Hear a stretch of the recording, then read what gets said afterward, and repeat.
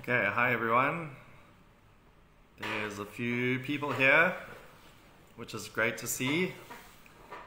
We're going to start very soon. We're going to start at 7 o'clock, which I think is now. Okay, so we're going to begin. Hi everyone, thanks for joining us. We started this last week. This is our second, or my second time doing this. Hope you all doing well. And you had a nice long weekend before, and you're having a nice short week this week. It's already the weekend soon.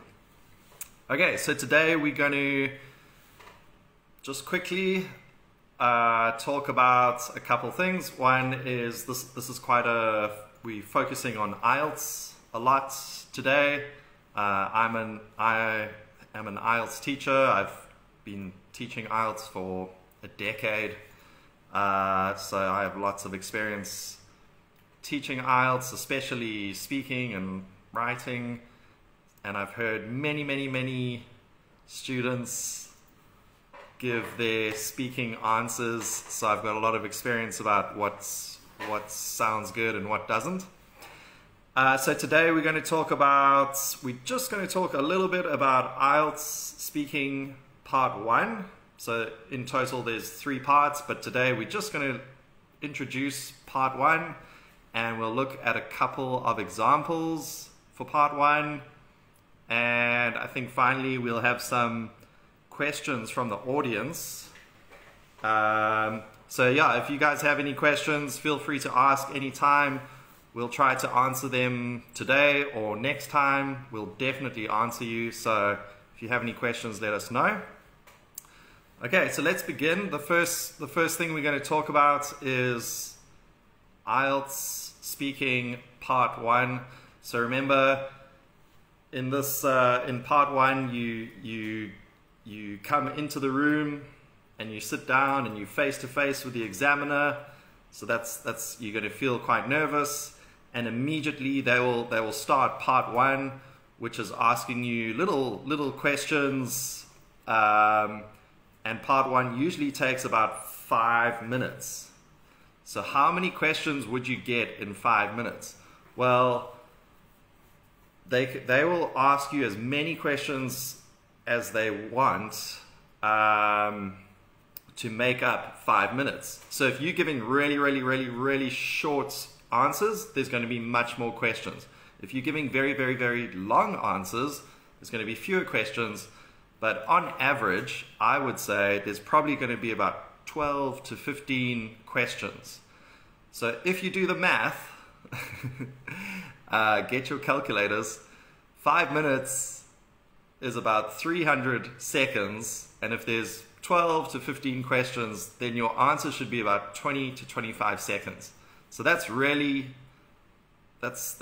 important. Remember that, everybody. 20 to 25 seconds, that's a good part 1 answer. So 20 seconds, that's probably just answer the question and give a little bit of detail, like one reason or maybe 2 reasons, depending on how long each reason is. So they ask you, so in these questions, they'll probably ask you, they'll divide it into 2 or 3 topics. So they might start by asking you, maybe describe your hometown, or talking about your hometown, and they'll ask you several questions about your hometown. Describe your hometown, do you like your hometown, what's the most famous thing about your hometown, that kind of stuff. And then they'll change the topic to something completely different, maybe something about, I don't know, shoes or clothing or fashion or something. So you're probably going to have 2 or 3 topics within part 1. Okay, so you get 2 or 3 topics, you get about 4 or 5 questions within each topic, and your answers need to be about 20 to 25 seconds, and you need to answer the question directly, give a little bit of detail, and that's it. You don't need to talk on and on and on. Just pretty short. Okay, so hi everyone. I see lots of people saying hello. I can see you. Thanks for joining. Hi. So just to review those three things I just said, in part one you get probably two topics, for example hometown or pets or something. Secondly, within each topic it's probably 4 or 5 questions. In total you're going to get about 5 minutes worth of questions, which is probably about 12 to 15 questions, and your answers should be about 20 seconds plus minus. So what's an example? Let's look at some examples now. I'm just checking my notes here, and so we've all recently had a nice long weekend, right? So often there's a topic about like vacations and holidays and taking a trip. So I've got an example here. They might ask you, what did you do on your last vacation? So how would you answer that? What did you do on your last vacation? So you might talk about, oh, I went on a trip with my family or friends, or oh, I just stayed in my hometown and went to a few restaurants, or took the dog for a walk, or whatever. You just need to add some detail about what you did. Definitely do not say, oh, I did nothing, I just stayed at home. That's really boring, and there's no vocabulary, right? If you describe something interesting, you'll use better vocabulary. So here's my example. So the question is, what did you do on your last vacation? On my last vacation, I went to Nanwan in Kending. It was during the week. I took a few days off work and I drove down there in my car. I went there for 4 or 5 nights, and it was really, really nice because it was during the week, so there were no people. It was very quiet and very relaxing. Boom, that's it. Okay. So notice that I directly answered the question. I went to Kending, and then I give some detail about it, but overall the answer is like 20 seconds. Here's another one. Where is your favorite place to go for vacation? Okay, so you got to immediately think of a place. Where's your favorite place to go for vacation? Name it, describe where it is, and then describe why you like it. Okay, so here's my answer. So where is your favorite place to go for vacation? My favorite place to go for vacation in Taiwan is to anywhere where there's a beach. So probably Kending or Qijing in Kaohsiung, or Penghu or Yilan. I love all these places because they all have nice beaches, and I really enjoy swimming and being in the sun, and I find it very healthy and relaxing to go to the beach. Okay, so that's my answer. Maybe I could also add my favorite place to go to vacation is also going to my home country to see my friends and family. That's also a very important vacation for me. But don't try not to give too much information. Okay, so those are examples of questions and examples of answers that you might get in part 1. So that's it. Next week, let's talk about part 2. Okay, I've got a question here. Let's have a look. Sorry, one more time.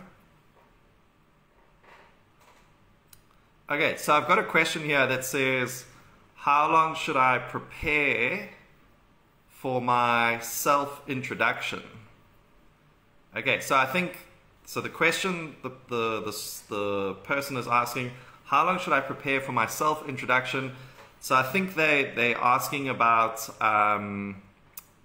IELTS speaking part 1. And so in part 1, there's not really a self-introduction. The examiner's not going to say, okay, tell me about yourself, go. There's going to be actual direct questions like, are you a student or do you work? What is your job or what is your major?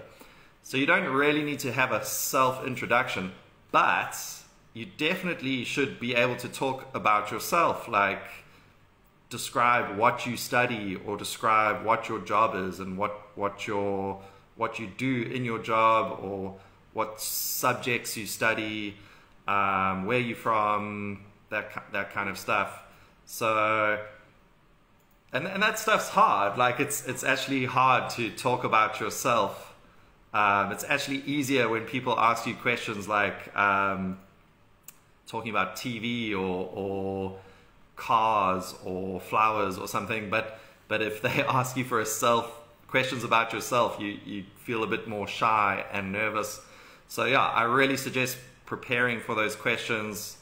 Definitely be able to describe your hometown, and definitely be able to describe what you do. You should be able to do those very fluently and easily. All right, so I've just got another question. The question is, this is a great question. What can I do if the examiner asks something I don't know how to answer? That's a very good question. So what should you do if the examiner asks you something that you don't know how to answer? Okay, so I often get students asking me this, and my response for this question is, don't worry about this. This shouldn't happen. You should know you should have some idea about everything they ask you. So just remember, all the questions in IELTS, they're for students all over the world, all cultures, all languages, all age groups, male, female, you know, rich, young, rich, poor, whatever. Like, everybody's going to get the same questions. So you should have some vague idea about something. So the difficulty, the challenge, is actually just finding that information in your head and being able to convert that into some kind of answer. So for example, lots of students really struggle, or they feel like it's difficult when the examiner asks them a question about art, and they ask them like, what's your favorite painting, or who's your favorite artist? And that's pretty difficult because lots of students don't know that stuff. They don't care about that stuff. So, but just remember, like, you must know somebody. You must know Leonardo da Vinci, Vincent van Gogh, Picasso. You must have heard of these people. You must have seen something in your life. Once in your life, you must have read or seen something, or something at school. And you need to just take that, you need to get that memory and just put that into an answer. So, oh, I don't know much about art, but I've always really enjoyed Picasso's paintings because I find them so strange and so weird, and I never really know what he's trying to do. So they're always quite mysterious to me. There we go. I have no idea, but I just made that up, and that's a decent answer. Okay, so don't worry too much. You should know everything. You just need to use your brain. Okay, use your brain and a little bit of creativity. Okay, I've got somebody asking which city are we in. I'm in Taichung. Sunny Taichung. Yeah, great city. Thanks for asking, and thanks for coming. That's it for today, everybody. That was quite a long one, actually. So I hope you enjoyed that. I hope you got lots of juicy information. I hope your IELTS studying is going well. Try to remember everything I told you today.